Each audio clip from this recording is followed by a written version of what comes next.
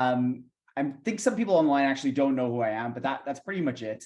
My name is Ryan Quinn. I'm one of the Echo Fellows here at St. Mike's, and I have a keen interest in sports cardiology. And I've been getting a lot of questions from the sonographers and some of the residents to just talk a bit about, what sports cardiology is. So that's what I'll focus a little bit today on. And then particularly, I'm going to focus on kind of the athletic changes or athletic remodeling that we do see in our athletes, because that has a particular focus towards imaging, particularly echo and cardiac MRI. So shockingly, I actually do have some disclosures, but sadly, none of them have anything to do with anyone being willing to give me any money. Disclosure number one is, as I kind of pointed out already, I'm not actually a sports cardiologist. I'm still just an Echo Fellow. So truthfully, any clinician on the line today probably has seen more athletes as patients than I have. But with that being said, I do have a keen interest in sports cardiology, and it's something I want to pursue and something I've been doing research in. And my disclosure number two, I realized as I've been making more and more PowerPoints these days, is apparently I'm not very good at PowerPoint at all. Dr. Chow learned this last night as I was trying to embed videos online and could not do it for the life of me. But every time I tried to spice this up or give this some color, I swear to God, it looked like this. So unfortunately, we're stuck with black and white today. So a bit of an outline. I'm going to start maybe the first 10 minutes just talking about what sports cardiology is and who the patients sports cardiologists see, and throw down just a couple of definitions and classifications so we're all on the same page. And then the real kind of meat and potatoes of this talk is going to be on exercise-induced cardiac remodeling. That's what EICR stands for. I put that in the first slide. I should have defined it. Really talking about, what's physiological adaptations versus what's pathologic adaptations. And the two disease states we're going to look at is hypertrophic cardiomyopathy and dilated cardiomyopathy. The kind of third pillar that you generally see in sports cardiology too is ARBC. But since we had Matthias Claes talk about that 2 weeks ago, I figured, he gave a great talk and he compared athletes and that. So I'm not going to touch upon that subject today, and we'll really just focus on the first two. So 99.9% of intro to sports cardiology talks begin with this picture. So since I'm trying to do my best sports cardiology impression, I have to keep the tradition alive. So this is the first recorded sports-related sudden cardiovascular death. The patient, as the story goes, was Phidippides. There's probably some long-lost relative of Photicatsicaris. He's an Athenian hemerodrome, which apparently means day runner. So this guy, he ran 40 kilometers from the battlefield near Marathon, Greece, to Athens to announce Greece's victory over Persia in the Battle of Marathon in 500 BC. And as the story goes, he said the word Nikamen, which means we have won in Greek, and then he collapsed and died, which is a pretty dramatic way to go, if you ask me. So that's my bit of history. I had to do that for Dr. Chow because he loves history. But now I'll talk a little bit about who are sports cardiologists. We're not this guy on the left who's fixing bones, nor are we this guy on the right who's evaluating what appears to be a very concussed Josh Allen. And when I gave this talk previously, I'd say we're more like this guy. And for those of you who don't know, this is Danish soccer player Christian Eriksen, who had a sudden cardiac arrest during the Euro 2020 tournament on live TV. But I now need to change it because I think at this point in time, everyone and their mother has heard about the Damar Hamlin case. And I think this is the example that now comes to mind when we think of sports cardiology. I'm not going to talk about this case because at this point in time, it's all speculative and we don't really know exactly what happened. But it's certainly brought sports cardiology and the type of patients we see to the forefront. So what is sports cardiology? Truthfully, it's a mix of hemodynamics, imaging, and electrophysiology. And when it is kind of defined, there's four main pillars to it. The first pillar, and this is what we're going to focus today's talk on today, is differentiating athletic remodeling from true pathology. But then the other pillars are evaluating symptomatic athletes. This is what this acronym stands for. Managing athletes who have known disease, whether they're symptomatic or not, and then pre-participation screen. Which kind of leads to the next question: who do sports cardiologists see? And for those of you who don't know, as of January of this year, St. Mike's Hospital officially has a sports cardiology clinic that any physician can refer to. We're really excited to finally get this started. We've had 2 clinics so far this month. And if you ask, who do we see in this clinic? It's, again, the same things I said on the last page, but high-level athletes with symptoms, anyone who had some abnormal pre-participation screening, any abnormal ECGs, risk stratification in masters athletes, athletes who have known cardiac condition, and return to play has obviously been a big thing with COVID and myocarditis. So I know I'm speaking, there's many clinicians on the line here, so I'm not going to go into every single detail about how to do a history, but there are a few details that are specific when taking a history from an athlete that I want to point out here. And especially I know there's a couple of residents on the line too, so this pertains to them as well. So I'd say probably the biggest thing when you're taking a history from an athlete is ensure that you're actually dealing with an athlete. I'm sure we all know someone who claims to be an athlete, but in reality, they're just an Olympic level couch potato, like this guy, professional couch potato and cat dad simultaneously. To my point, it's really, really important to actually quantify the type and volume of exercise that each person does as objectively as possible. For instance, if you're dealing with an endurance runner, ask about their 10K time. For rowers, you want to know what their erg time is. Cyclist, what's their FTP? Objective measures to give you an idea of how athletic this person truly is. He doesn't just sit on their couch. Point number 2 is remember that performance enhancing drugs are rampant in this cohort, so you have to ask about it every single time. And when you're going into symptoms, I always tell people that an unexplained sudden decrease in exercise is CAD until proven otherwise. These are just kind of my 3 broad stroke things, but remember them if you are taking a history from an athlete. So just a couple definitions. The ESC uses the categorization that I state up here, but it's somewhat arbitrary because, as you can imagine, many recreational athletes like long distance runners or cyclists probably engage in exercise at higher volumes than some professional athletes, which are people participating in skill sports. One of the ways I like to do it is I separate people who are competitive versus recreational. So competitors are people who join races or events to win them, versus a recreational athlete, someone who would join a marathon or any race just to participate in it or to be active. So it's whether they have an intent to exercise or the intent to win. I always put this down here because oftentimes I refer to masters athletes. And, when I think of a masters athlete, I generally think of someone much older than 35. But by definition, a masters athlete is anyone 35 and a young athlete is anyone under 35. So just keep that in mind. This is the American Sports Classification System, and it goes by increasing a dynamic component, which is an isotonic component, and an increasing static component, which is your isometric component. So if you think of the the static component, it's more like your weightlifting, and the dynamic component is more like the cardiovascular, if you generally think, when we're talking in layman's terms. But this is the go-to chart to refer to for all activity restriction recommendations. And it's helpful to have an overall idea of which sports and activities fall where. This chart also gives you an idea of what cardiac remodeling you'd expect to see in an athlete's heart. So up in the top right corner, these guys, this is called the 3C group. And these are our combined athletes. And these are the people doing it all, both endurance and strength training simultaneously. Generally, I know there's a lot of runners.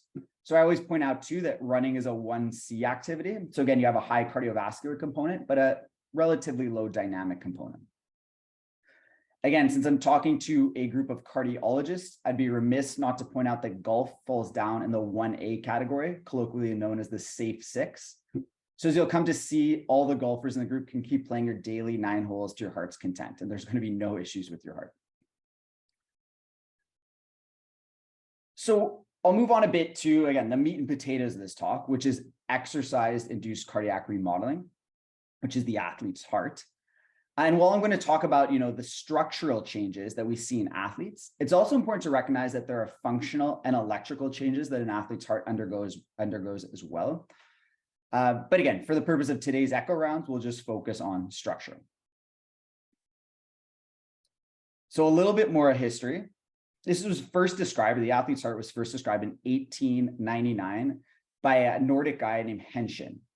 And he noticed that in elite skiers, just based off the physical exam alone, athletes have larger hearts than sedentary adults in both the left and right chambers. Somewhat interestingly, all the way across the pond in Harvard, a man named Eugene Darling made the exact similar observation. So they're both kind of quoted as coming up with this because it happened at the same time simultaneously. And again, this is way before ECGs or chest x-rays, but these findings were then later confirmed with the advent of those imaging modalities. But this guy, Joel Morganroth, he's the initial cardiologist who studied cardiac remodeling in athletes. And he came up with the Morganroth hypothesis all the way back in 1975. And he hypothesized that morphological adaptations in athletes correspond to the type of hemodynamic overload imposed on the heart during exercise. So the thinking is that as endurance exercise, your cardiac output increases about 5 to 6 times. Your SVR decreases to reduce afterload on the LV. And your pulmonary vasculature tries to reduce as well, but it's already a low pressure system. So it has a minimal ability to decrease. On the other hand, people who do things like strength exercise or strength training, they have pulsatile, repetitive, big increases in afterload. So the general thinking of the Morganroth hypothesis is that the more endurance exercise you do, like running, biking, or swimming, that's all time that your heart's exposed to a greater volume load. And it leads to eccentric changes in essentially all the chambers. Whereas during strength training, things like weightlifting, shot put, rock climbing, you're exposing your body to short, repetitive bouts of increased afterload, and this leads to more concentric remodeling. It's slightly more complicated than that, but not by much.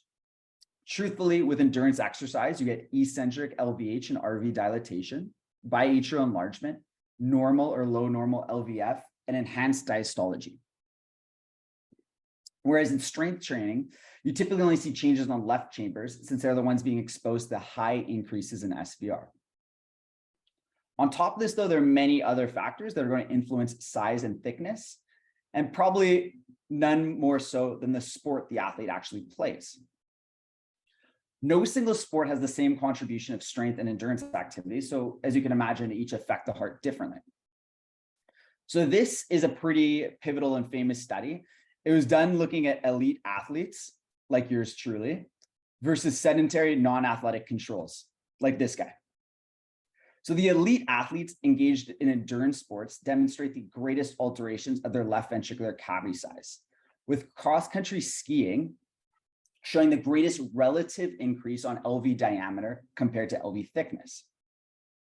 Athletes engaged in power disciplines, such as weightlifting, show a disproportionately larger impact on LV wall thickness versus cavity size.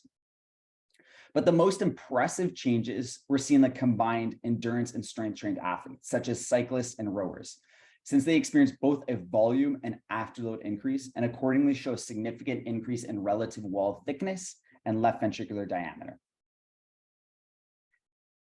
Again, good news for all you golfers out there or any yachters, if there are any of you, keep doing what you're doing because there's only a very minimal effect on the heart. There were some limitations to this study, primarily that they were all Italian athletes and the vast majority of them were Caucasian. And you'll see why in a sec that matters. So I'm going to talk very quickly about 2 cases, and I'm going to take a quick audience poll just to see what everyone thinks. So sadly, I know I called this a tale of 2 echoes. Sadly, I did everything I could to try to get the echo images for these patients, but neither were done at SMH. And even after emailing their primary cardiologist, I could not get the echo images. So I'll describe the echoes. These are 2 real patients. I'll describe the echoes to you. And then I did dig up their CMR images just to give everyone kind of a visualization of what their hearts look like. So case A, this is a 20-year-old asymptomatic Caucasian elite cyclist. He cycles on the Canadian national team. And his echo had an LVF of 62%. There was asymmetric hypertrophy with a max thickness measured of 18 to 20 millimeters at the basal to mid anterior septum, which you could kind of see here. There was no SAM or LVOT obstruction. And otherwise, all chambers were normal size and he had supernormal diastology. The patient on the right here, he's a 21-year-old male asymptomatic African-Canadian junior college football player. His echo showed an LVF of 55%, and he had symmetric hypertrophy measuring up to 15 millimeters throughout. He also has apical cavity obliteration and systole. Again, there was no SAM or LVOT obstruction. All chambers were normal size, and he had normal diastology. So this is where I'm going to take a quick audience poll. And I just want to see at this point of time what you think the diagnosis for these patients is. So the poll should launch now. So what do you think the most likely diagnosis is? Do they both have athlete's heart? Do they both have hypertrophic cardiomyopathy? Does the first guy have athlete's heart and the second guy have hypertrophic cardiomyopathy, or is it vice versa? So hopefully that poll launched for everyone, and I'll just take a minute to let people answer.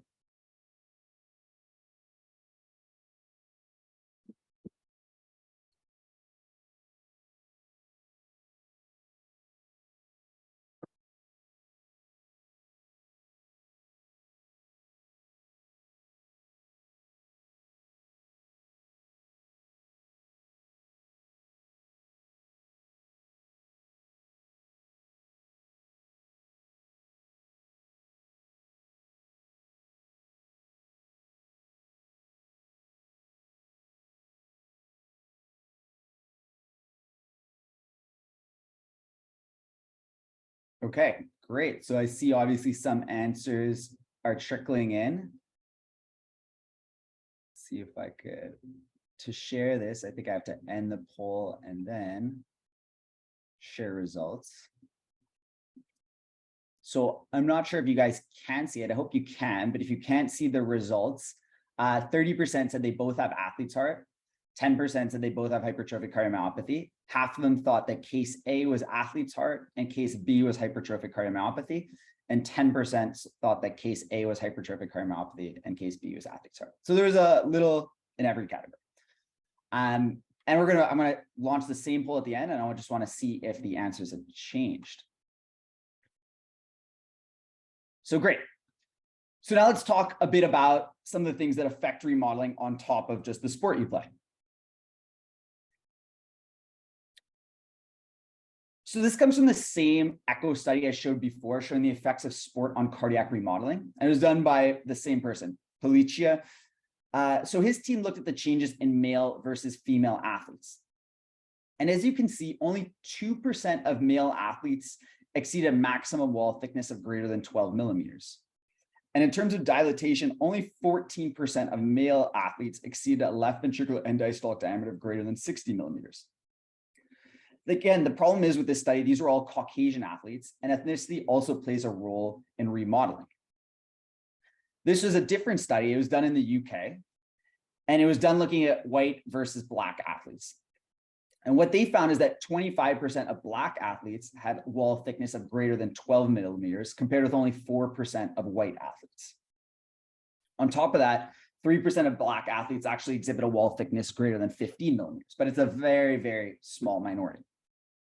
Interestingly, Black athletes of East African origin, where historically distance running has played a greater role in their culture, show a lower frequency of LVH than those of West African ancestry.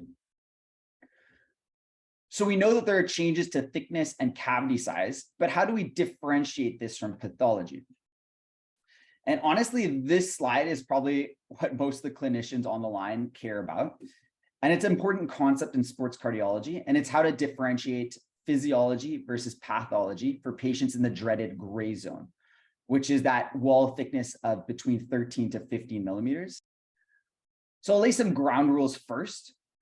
If your wall measures greater than 15 millimeters, or if you have SAM or a dynamic obstruction gradient, then you would consider that athlete to have hypertrophic cardiomyopathy until proven otherwise. This was also proposed by Policia, the same guy who did all those studies I showed you before, and Barry Marin, and then it was modified over the years to include more recent evidence and new imaging techniques. So as you can see from the criteria, you can get a lot from just the echo and the initial assessment.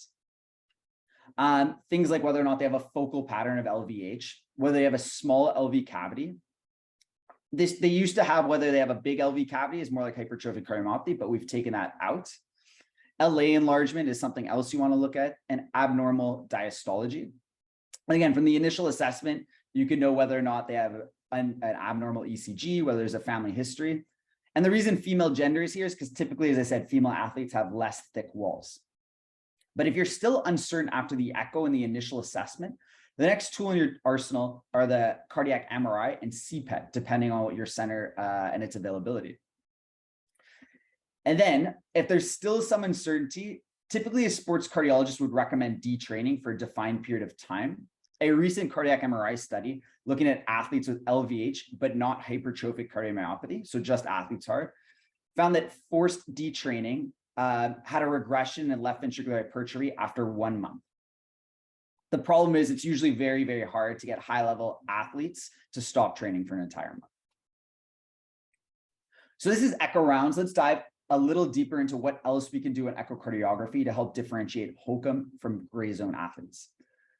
This is a study from Chile. They had 20 patients diagnosed with HOCM and 20 middle-aged elite triathletes that trained for over 15 hours a week and compared them to 20 sedentary controls.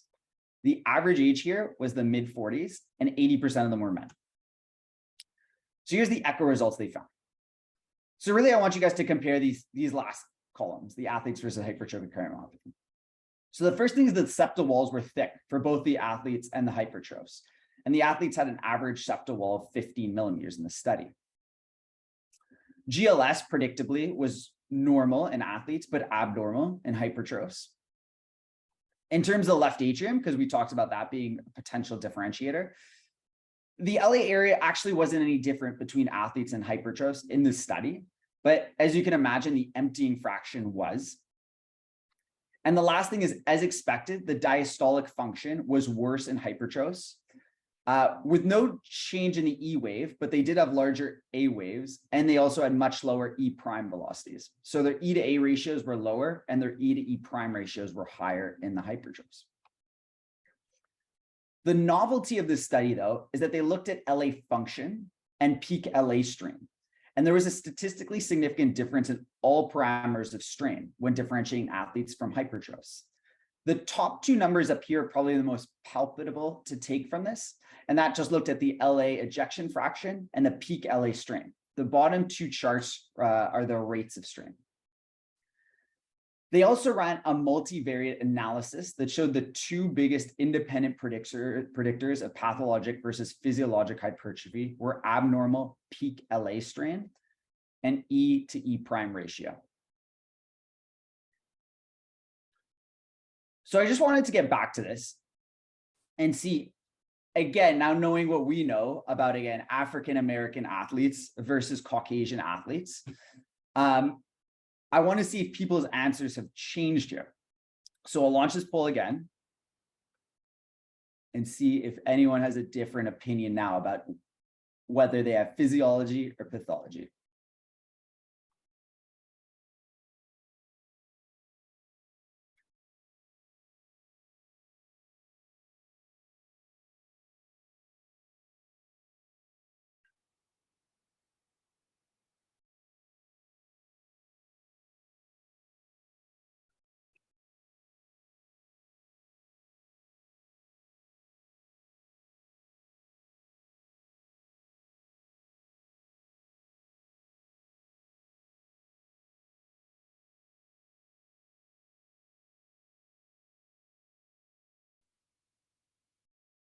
And I know, of course, I'm not giving you the full story because, as you can tell, for both these athletes, they had cardiac MRIs and they obviously would show LG and other findings here.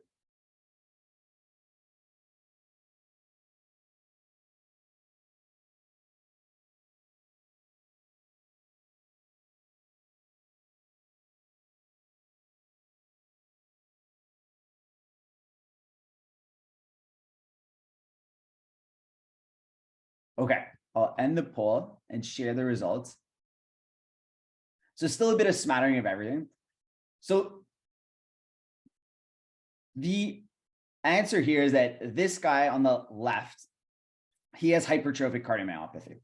And the reason being is that he had asymmetric, very thick walls for a Caucasian athlete. So again, it's very, very unusual. It can happen, but it's unusual to see them greater than 15 or 16 millimeters, especially in Caucasian athletes. And the fact that it's asymmetric and so thick, this guy has some form of hypertrophic cardiomyopathy.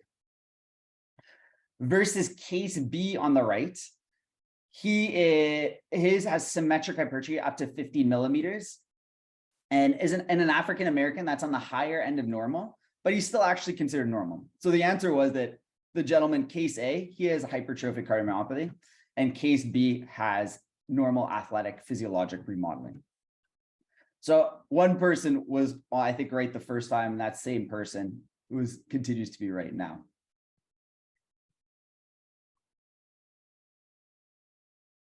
And if people have questions about this, of course, I will be more than happy to talk about it at the end. But I do want to talk a bit about dilated cardiomyopathy. So again, I'll start by presenting two cases. I won't do a poll this time. I just want to give people, again, an idea of what we're dealing with here. So this is a case of a 62-year-old. He's an elite cyclist, former national level. He was on the national team in his 20s and 30s. And he still trains for about greater than 20 hours a week for the last 40 years. And he's in the top 1% of cyclists for his age based on his threshold power. And he was referred for query dilated cardiomyopathy. The outpatient echo showed that he had an LV wall mass of greater than 170 grams per meter squared. And his LVF was in about the 50% range with an LV end diastolic diameter of 57 millimeters. And again, you could get a feel for what his ventricle looks like here. It's clearly very dilated, and I hope those movies are playing well enough, but clearly functions down as well. And it looks like his atria are quite big too.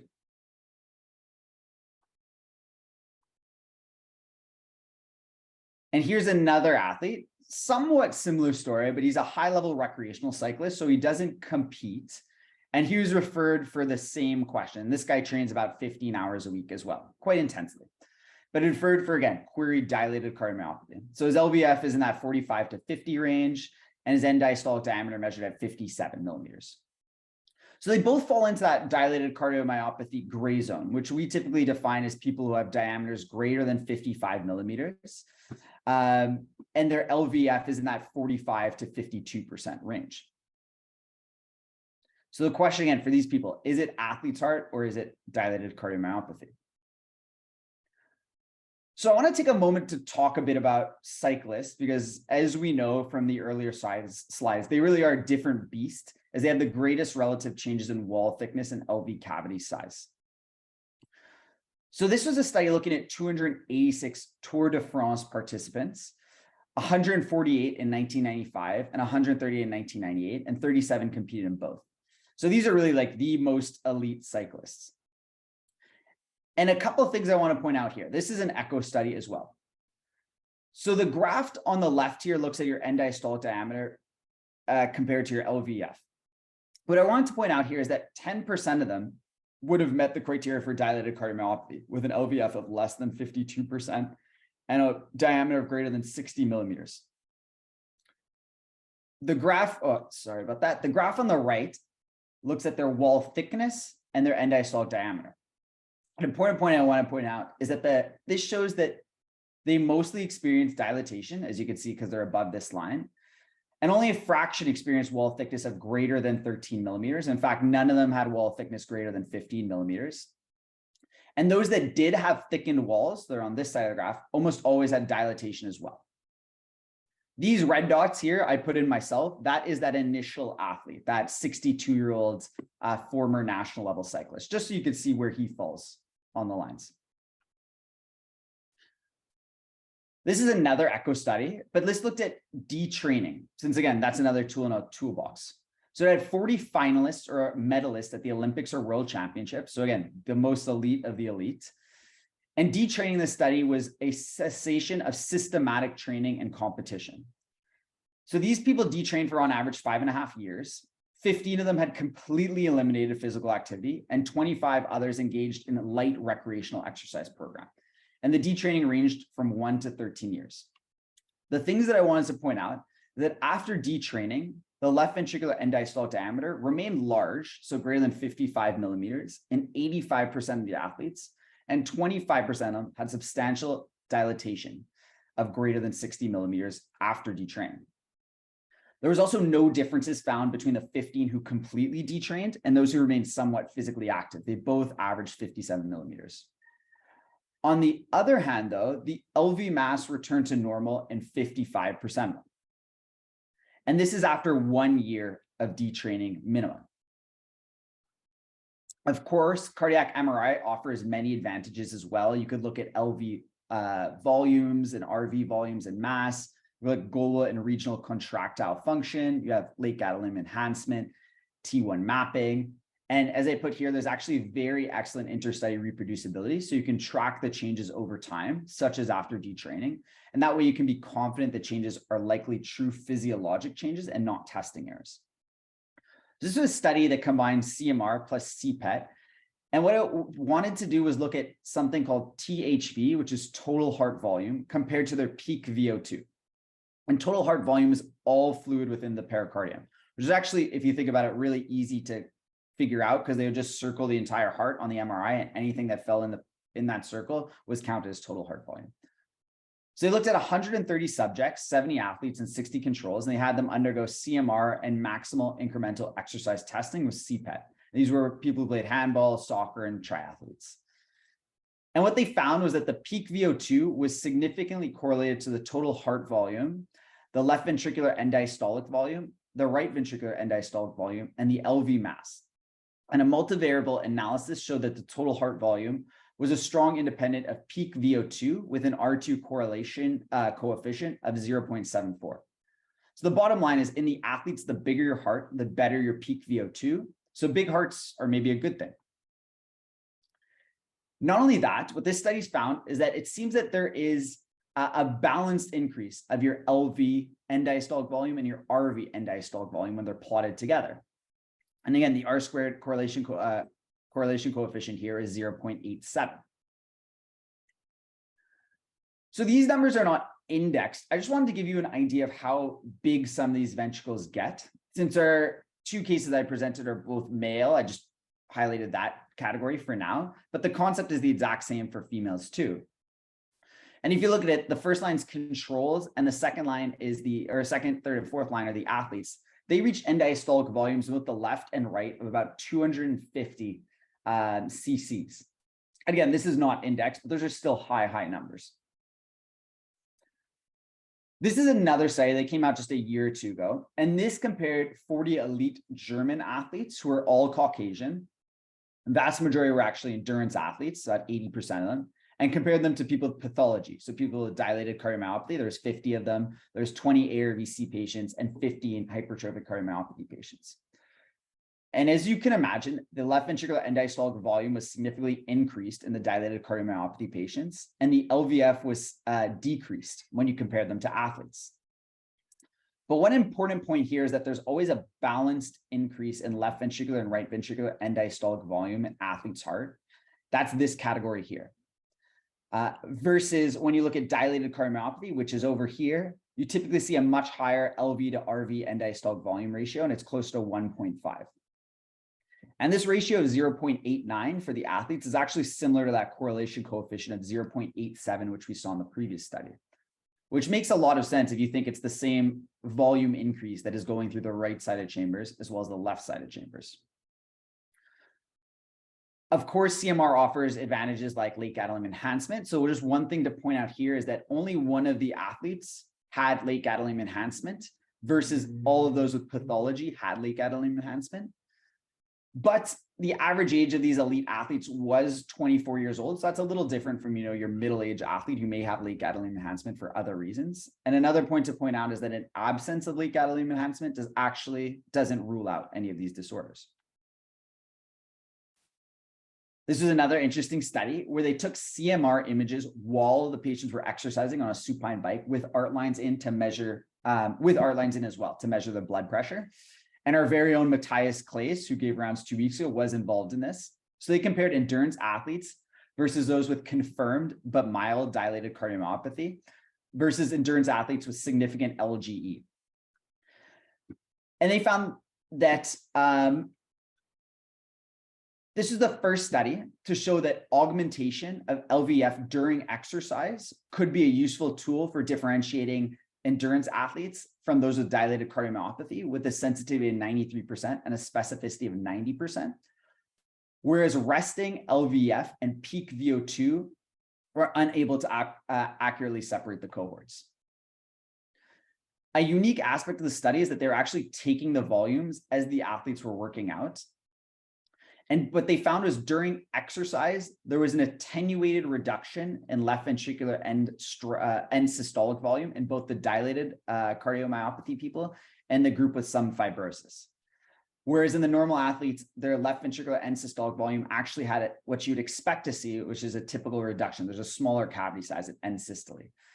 And that smaller cavity size has been described in both athletes and normal subjects, but you don't see it in people who have dilated cardiomyopathy or hypertrophic cardiomyopathy, or even people who have just some fibrosis. So the conclusion here was that neither exercise capacity nor resting measures of cardiac function are helpful in differentiating healthy athletes with borderline LVF from those with myocardial impairment or fibrosis. On the other hand, augmentation of biventricular atrial function during exercise are important tools that can accurately differentiate between physiologic and pathologic LV remodeling, which is fantastic, but who has access to an exercise CMR? And the answer is not many of us.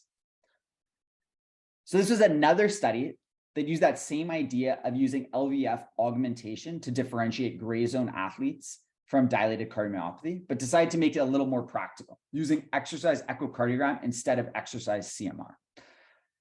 So this is a group in the UK, and their goal is to create an algorithm for differentiating dilated cardiomyopathy versus athletes, and it was led by somebody named Miller. So they had 35 patients with confirmed dilated cardiomyopathy, 25 gray zone athletes with no confirmed pathology, and 24 athletic controls. All the athletes had to train at least 8 hours a week or more. The gray zone athletes had to have an LVF of less than 55 and what they describe as an enlarged cavity size, but they actually don't give a cutoff for that. It turns out that their mean LVF in this group was about 50%, and their mean LV end diastolic diameter was about 59. So these are big ventricles versus the control athletes who had an LVF of 58% and their diameters were 53. And just like that Belgian study that I showed you before, they found that the strongest differentiating factor between gray zone athletes and those with dilated cardiomyopathy was an increase in LVF of greater than 11% or an increase of your LVF to greater than 63% on exercise echo. Furthermore, they found that none of their gray zone athletes had abnormal NT-proBNPs. None had increased ectopic burden or complex arrhythmia on Holter, and none had LGE on their CMR. Whereas 50% of the dilated cardiomyopathy patients had LG enhancement, and that didn't include isolated RV insertion point enhancement, which is sometimes a normal finding. So if you look at the sensitivity and specificity of these two findings, an increase of your ejection fraction by greater than 11% has a sensitivity of 77% and a specificity of 96%, or an increase to greater than 63% has a sensitivity of 83% and a specificity of 92%.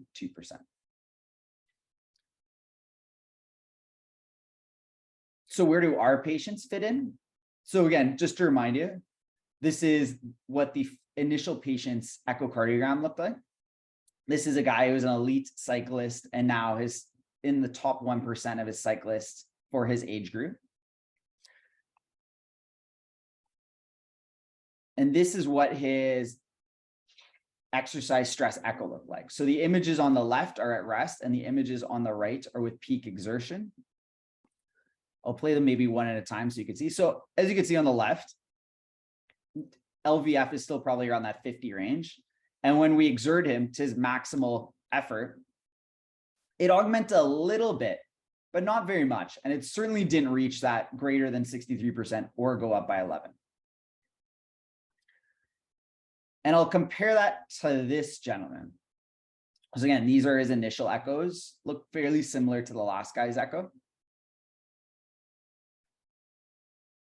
And then this is what he looks like on his exercise stress echo.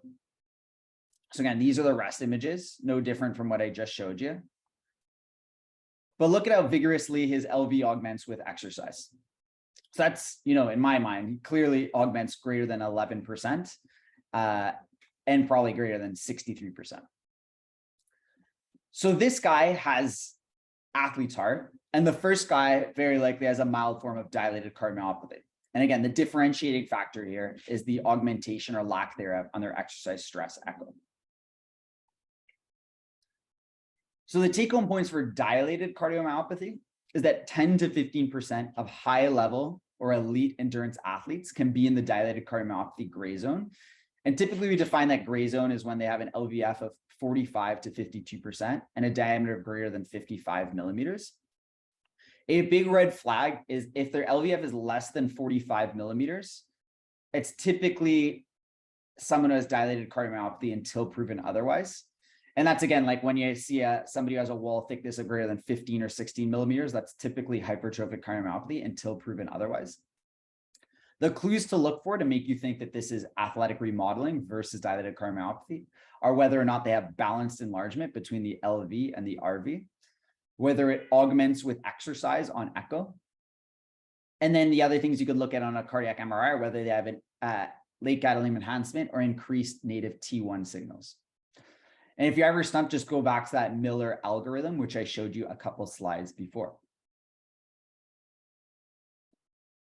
So my last point is, let's say you have someone in a gray zone athlete. It's confirmed, it's not hypertrophic cardiomyopathy, it's not dilated cardiomyopathy based on your testing. Now, what do you do with them? You have to continue to follow them annually with a history, physical, and ECG. And any abnormal changes in their ECG should trigger another round of further imaging as they could develop pathology. The point here being, just because you're convinced someone has athletic physiologic changes and not pathologic changes, that's not enough to wash your hands clean. These are still the people on the cusp of falling into the pathology category. So they're really the ones you want to keep a closer eye on. Again, any changes to symptoms or ECG should trigger an entire new round of imaging and testing. So that's the end of my talk. Just to conclude and go over what we talked about really quickly.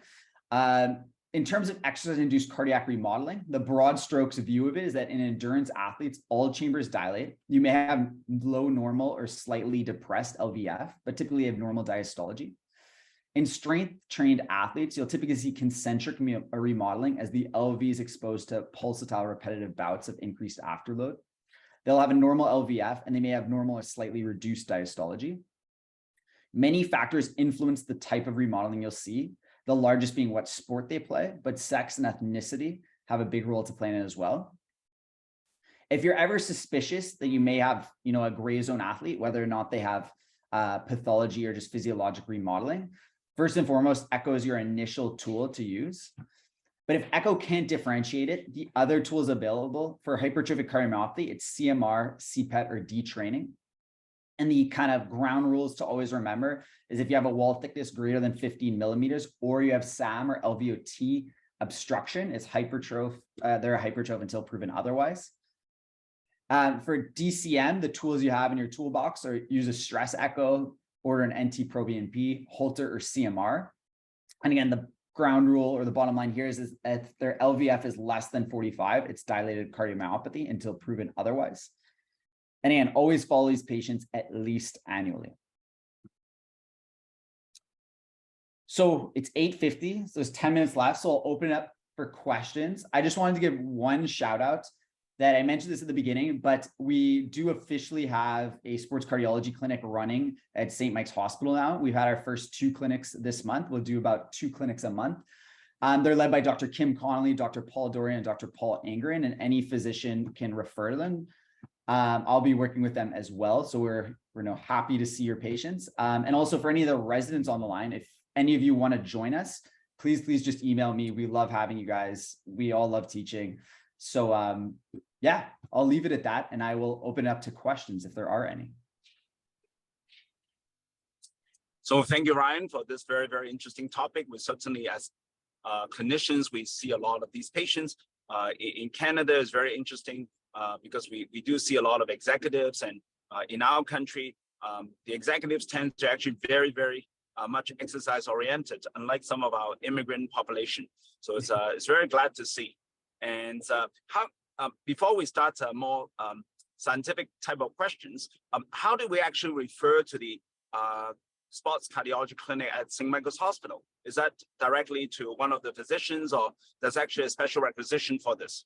So we're working on a special requisition form. I don't know if it's online yet, but what you can do is just write in Google Toronto Sports Cardiology, and there's a website. There will be a separate unique form on it that you could fill out. It'll say what the athlete is, what their exercise is, and what your specific concern is. I don't know if that's gone live yet. If that is not on the site, I should have checked whether or not that's on the site yet, because we worked together on developing this form. If that's not on the site just yet, that specific referral form, what I've been telling clinicians is refer to one of these 3 doctors here, Dr. Kim Connolly, Paul Dorian, or Dr. Paul Angerin, and just say for sports cardiology clinic. As we're getting the clinic sorted out, the admins are know to flag consults that go to these doctors for specifically sports, and they separate them into the sports cardiology clinic. The beauty of this clinic, I will say too, we don't currently have a CPET, but we're working on getting one, and we'll be one of the few places in Toronto, few cardiology clinics in Toronto that has access to a CPET. So it'll be very, very advantageous. That'll be wonderful and very useful to our community. Can you just tell us more about a couple of acronyms, because we may not be that familiar with it? One of them is actually CTAP that you just mentioned. I think it's the testing that you're going to do. Tell us a little bit more about it. And the other thing is that in the second question, so we have lots of golfers, so we know about golfing and exercise. And then the next thing is there's something that you mentioned about FTP in terms of bicycling. And because there are many cyclists in our group. So tell us about what FTP is as well. So please go ahead. Yeah, so the first is CPET is cardiopulmonary exercise testing. So essentially what it is it's your treadmill exercise testing, but at the same time, we're able to, we put a mask on our patients and we measure gas exchange. I'm giving kind of a broad strokes version of this, but essentially we'll measure your oxygen consumption and your CO2 production. And in doing so, we can make all sorts of assessments based on that athlete's physical capabilities. We use something called O2 pulse, and that's a bit of a surrogate for stroke volume. And based on these things, we could see how your stroke volume, your heart rate, your VO2 production, or your VO2 consumption and your CO2 production, what the rate of change is during exercise. So that's a bit about what CPET is. FTP, so again, I'm not a cyclist, so I am not the most well-versed with FTP. However, it is a measure of power outage, is my understanding. And what you can typically do is you measure their typical power outage, so how much power they could put in per kilogram, so per their weight. So higher FTP is, considered you're a stronger biker. So for most people, I think I was once told something like 4 to 5 watts per kilo is what you'd expect to see in kind of elite Tour de France cyclists, and about 3 watts per kilo is what you see in very high level recreational cyclists. So I'd have to go look at all these measures, and I typically do this before I see a cyclist patient to just to orient myself to objectively measure how high they can perform. But essentially it's that it's a measure of the power that they could put in when they cycle, and you can measure either just globally, or you can measure it per kilo. Great, excellent. I'm nowhere near there, but I'm looking forward to training more of that, especially in the winter. We can have indoor biking. There's lots of excuses that our patients give to us that they can't exercise in the winter. So any other questions from our colleagues? Assuming it's Bob. Hi, Dr. Howard. Hi, good morning. Go ahead. Great rounds, thank you. So my question is, what do you do with the data? So especially this guy who's the older dude who's been cycling his entire life, whose EF is, a little down, his heart's a little big. Question is, so what? Are you going to stop him from cycling? I mean, what's his risk? What advice are you going to give him? Yeah, excellent question, Dr. Hart. And this opens up an entire Pandora's box. I have another talk on what you do for sports-related sudden cardiovascular death and those things. So since you asked specifically about the gentleman who probably has mild dilated cardiomyopathy, truthfully, we don't know what his risk of progression is, but it likely is that it would progress more with training. So how we manage this person is, I think one of the things you can do is, first of all, you could start them on heart failure medication therapy, whereas you would not do that in someone that you're completely convinced they have athletic remodeling. I'm not just talking about high doses of anything, but maybe just a sniff of RAS inhibition. Typically, we avoid beta blockers in these people. And of course, you counsel them that the more that they do, like the more that they train at an elite level, the more likely this is to progress. In terms of dilated cardiomyopathy, I don't know the numbers as well. However, I can tell you, so for the gentleman, that young gentleman that was hypertrophic cardiomyopathy, the cyclist whose walls were up to 20 millimeters. So he, again, there's no doubt that that's a hypertroph. You can counsel them. The risk we do know of people arresting in the general population, if you exercise and you have hypertrophic cardiomyopathy, is probably about 1 per 1,000 per year. Since he's an elite level, you could probably increase that risk a few fold. So what he was counseled is that he probably has a risk of 3 per 1,000 per year of sudden cardiovascular death. He was told this, and ultimately you tell this to a lot of your athletes. I didn't see this patient in person, but I know the case.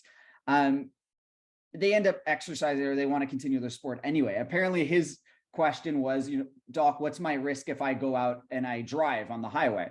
Because everything we do has risks. So it's always a decision of values and benefits. And that's what we tell a lot of our patients. We generally try to present them with the most accurate data. This is what we think your annual risk of death is or progression, compare it to the baseline population, and then ultimately let them make their own decisions.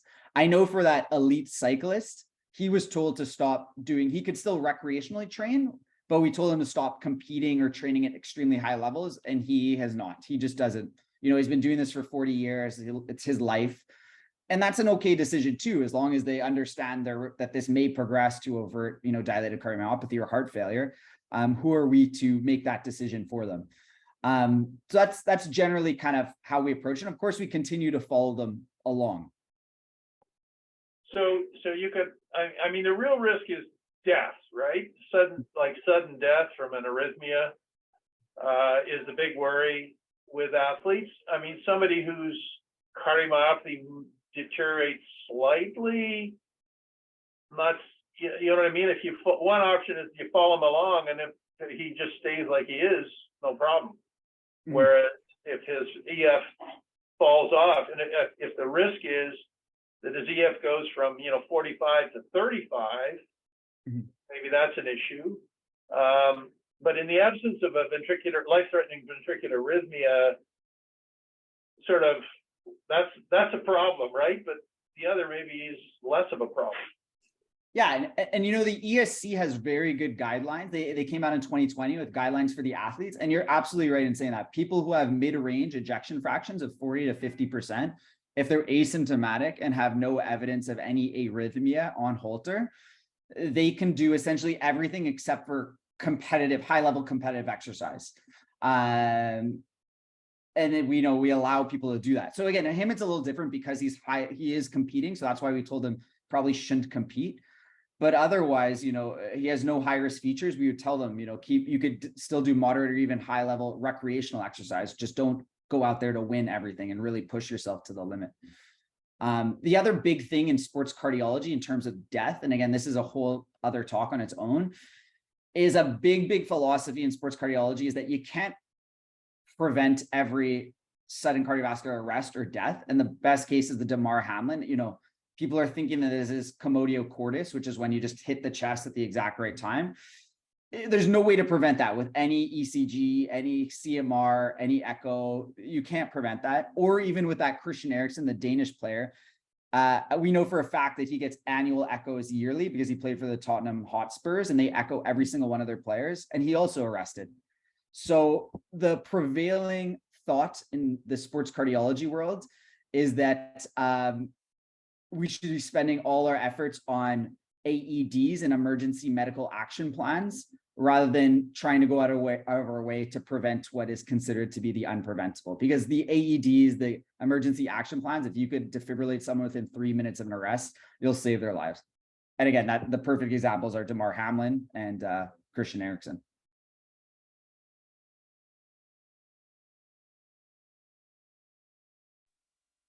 Great. Any other questions?